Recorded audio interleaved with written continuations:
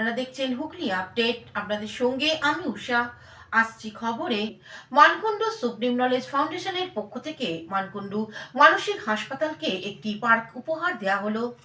চন্দননগর মানকুণ্ডুর ঐতিহ্যবাহী মানসিক হাসপাতাল নবরূপে সাজিয়ে তোলা হয়েছে।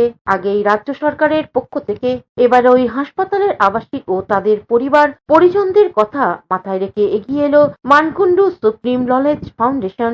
একটি মনোরম পরিবেশে হাসপাতালের অভ্যন্তরে একটি পার্ক উপহার দেয়া হলো।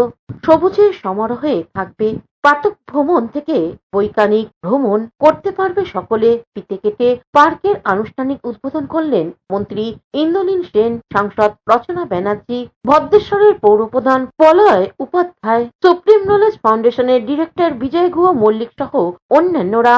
হুগলি থেকে চন্দনা দত্তের রিপোর্ট, হুগলি আপডেট। এখনকার মতন খবর এই পর্যন্তই। প্রতিদিন দেখুন হুগলি আপডেট। নমস্কার।